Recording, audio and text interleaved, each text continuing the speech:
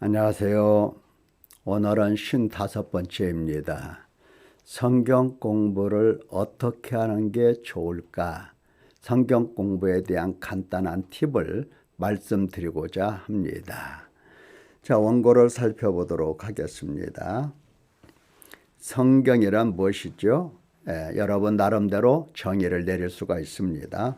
성경은 하나님 백성의 생명과 영생을 위한 진리의 말씀으로 하나님께서 왜 진리인지 증명하고 증거하는 말씀이다. 이렇게 생각해 볼 수 있습니다. 예수님께서도 이리 말씀하셨죠. 요한복음 5장에서 너희가 성경에서 영생을 얻는 줄 생각하고 성경을 연구하거니와. 성경을 연구하는 사람들이 참 많습니다. 연구를 해야 되는 겁니다. 이 성경이 곧 내게 대하여 증언하는 것이니라 하셨습니다. 보십시다. 성경은 증거지요. 증언입니다. 자, 그러면 이 말씀을 어떻게 연구하는 게 좋을까? 우리는 연구한다고 할 때 어렵게 생각할 수가 있습니다. 쉽게 하자는 겁니다. 반복해서 읽어라 하는 겁니다.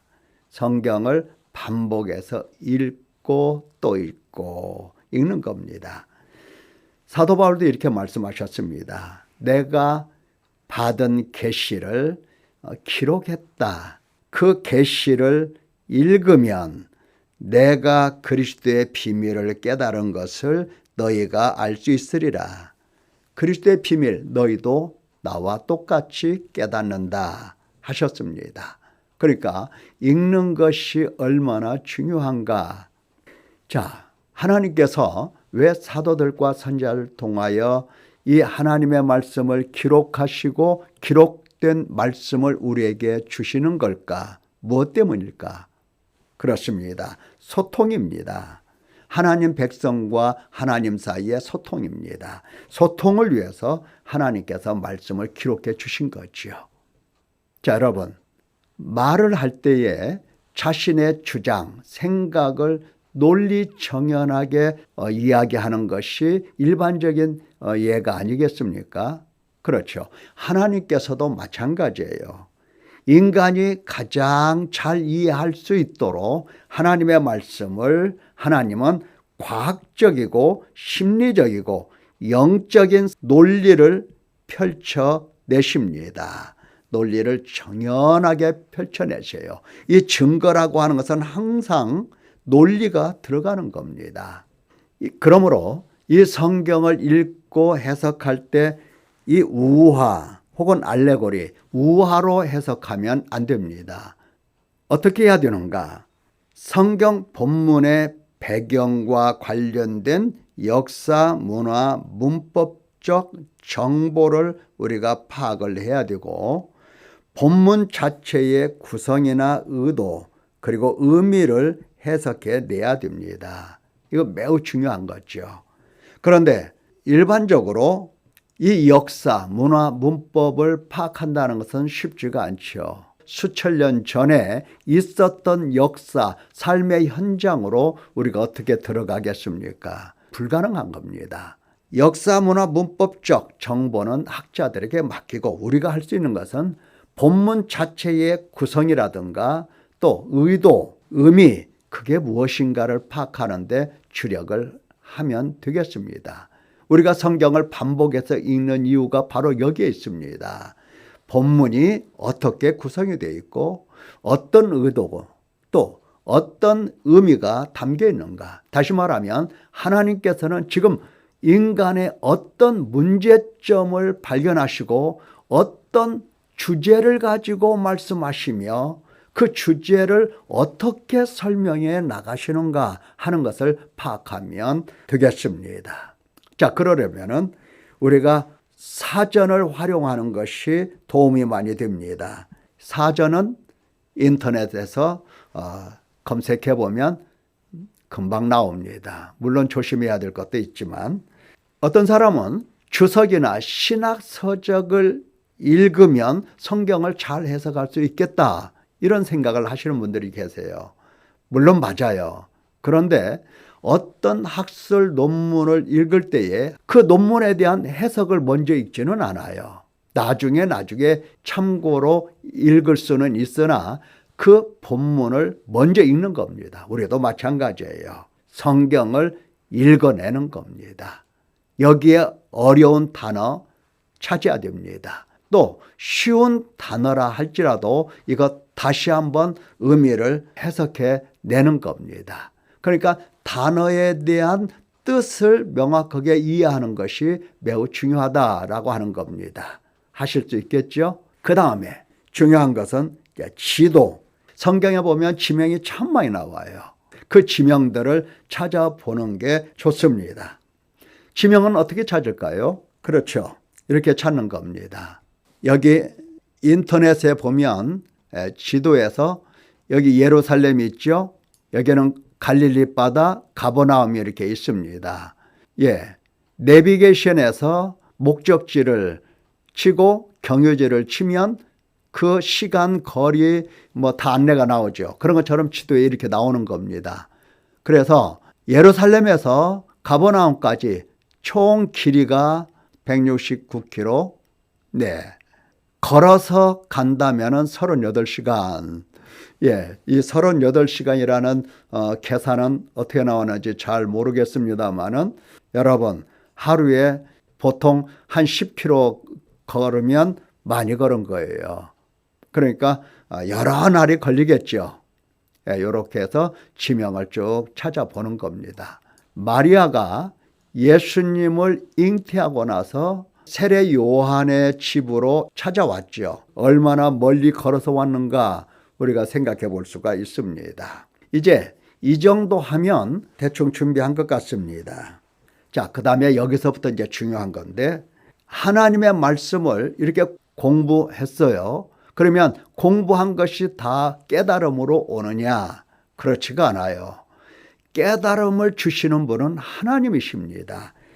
누가복음 24장에 이에 그들의 마음을 열어 성경을 깨닫게 하시고 이 말씀이 있어요. 엠마오로 가는 두 제자의 마음속에 예수님은 깨달음을 주셨다는 겁니다. 3년 동안 예수님 밑에서 잘 배우고 듣고 한 사람들이에요. 그래도 성경은 깨닫기가 쉽지가 않은 겁니다. 그래서 예수님은 그들에게 마음을 열어서 성경을 깨닫게 하셨다. 우리에게도 마찬가지예요. 오늘도 하나님께서 우리의 마음을 열어서 이 말씀을 깨닫게 해주셔야 됩니다. 그러려면 어떻게 해야 되겠습니까? 그렇죠. 하나님의 말씀은 거울로 생각하고 거울로 나 자신을 비춰보는 겁니다. 나의 행동, 나의 태도, 나의 생각, 나의 동기, 내가 어떤 의도를 가지고 이렇게 살았나 하는 것들을 비춰보면서 죄를 찾아보고 하나님 아버지 앞에서 내 마음을 살펴보며 탄식하고 용서를 구하고 회개를 하며 회개 열매를 기다리는 겁니다. 하나님께서는 용서하시지요. 용서하신 뒤에 깨끗하게 하시지요. 깨끗하게 하셔서 이제 하나님의 말씀을 알아들을 수 있고 새로운 인식을 가질 수 있는 능력을 우리에게 주십니다. 그걸 기다리는 거예요. 그래서 하나님이 깨닫게 해주실 때 깨달음을 갖게 되는 겁니다. 그러니까 내가 성경 말씀을 읽고 연구하고 공부한다고 하는 것 최선을 다해야 하는데 그것이 다가 아니고 하나님께서 내 마음을 열어서 하나님의 말씀을 깨닫도록 해 주셔야만이 그게 전부다라고 하는 것을 우리가 인식하면 되겠습니다. 자, 그러면 마태복음 25장 1절에서 13절 내용을 살펴보자고요. 1절에 그때 천국은 같다라고 말씀하십니다. 같다라고 하는 것은 비유를 내가 지금부터 들겠다라고 하는 겁니다. 그래서 여기서 이만큼은 비유입니다. 어떤 비유냐? 슬기 있는 자들과 어리석은 자들에 대한 이야기입니다. 슬기 있는 자들은 기름, 등 이것을 준비를 잘했어요. 어리석은 처녀들은 기름을 준비 안 했죠. 그런데 신랑이 더디 왔어요. 신랑이 더디 온다는 이 말씀은 앞서서 24장에 인자가 오리라 하신 말씀과 연관된 내용입니다. 인자가 온다. 올 테니 너희는 깨어 있고 준비하고 충성하거라 말씀하셨습니다. 그 말씀의 연장선상에서 이렇게 25장 1절 이 비유를 들려주시는 겁니다. 그러니까 이 비유의 가장 예수님의 핵심 내용은 깨어 있으랍니다. 그러니까 오시는 신랑을 맞이하기 위해서 깨어 있으라. 그래서 깨어 있다는 것은 각성인데 깨어서 정신 차려서 사리 분별 판단 지혜롭게 지금부터 신랑 맞이하는 날까지 맞이할 준비를 하라라고 하는 뜻입니다. 이게 예수님의 말씀의 핵심이에요. 인자가 오는데 오는 인자를 너희가 맞이할 준비를 하거라. 더디 온다. 더디 온다고 안 온다고 생각하지 말고 준비를 하거라 하시는 말씀이에요. 그래서 비유를 들었습니다. 어리석은 자는 쫓겨나는 것입니다. 내가 너희를 알지 못한다. 자, 그런데 이 말씀, 이 비유 중에서 많은 사람들이 이 기름을 들고 나옵니다. 여러분들은 뭐라고 들었습니까? 보편적으로 성령이라고 말씀을 하십니다. 성령 준비를 해야 된다. 좋은 얘기예요. 성령을 준비한다는 거 어떻게 들어보면 좋은 얘기입니다. 그러나 예수님께서 여기서 말씀하시는 내용과는 별로 상관이 없습니다. 자, 그러면 이 기름을 성령이라고 하는데 여기 보십시다. 야고보서 5장 14절에 너희 중에 병든 자가 있느냐? 그는 교회의 장로들을 청할 것이요 그들은 주의 이름으로 기름을 바르며 그를 위하여 기도할지니라. 여기 기름이라고 하는 단어가 나왔어요. 네. 우화적으로 생각한다고 한다면 주의 이름으로 기름을 바르며 성령을 발라주는갑다 이렇게 생각할 수도 있어요. 그런 뜻이겠습니까? 아니요. 여기서 기름이라고 하는 것은 그냥 참기름이에요. 참깨를 빻아서 짠 그 참기름이 아니고 진짜 기름이라는 겁니다. 옛날에는 기름을 약으로도 사용을 했거든요. 그래서 기름을 발라주라. 이게 기름 바르라는 얘기예요. 여기 기름이라는 것은 등 속에 들어가는 기름을 얘기하는 거예요. 성령이 아니고요.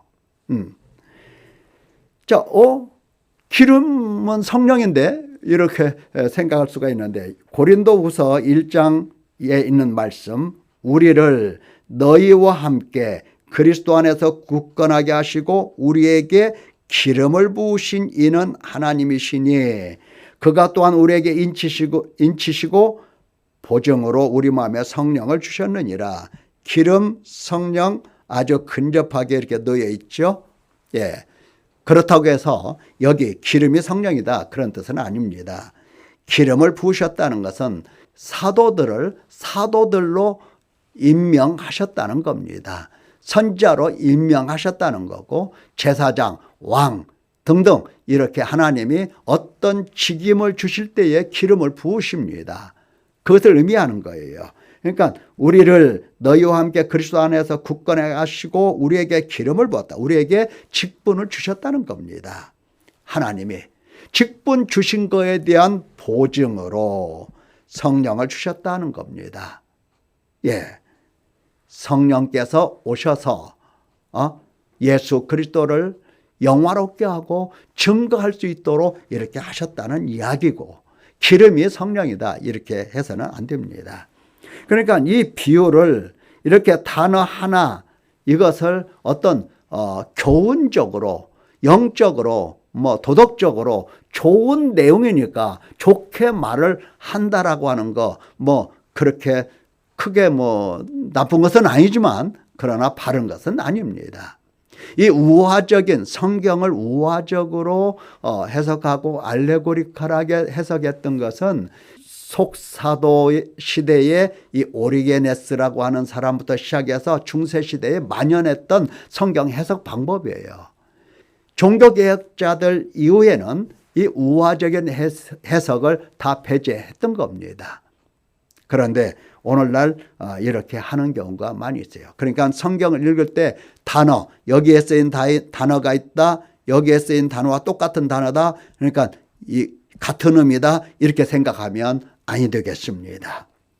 말씀을 보면 신랑을 맞으러 간 거예요. 맞으러. 맞이하기 위해서는 깨어 있으라는 겁니다. 자, 주님을 맞이하기 위해서 무엇을 준비를 해야 될 것인가? 주의계를 준비하라. 어떻게 준비하라? 회개하라. 회개하라.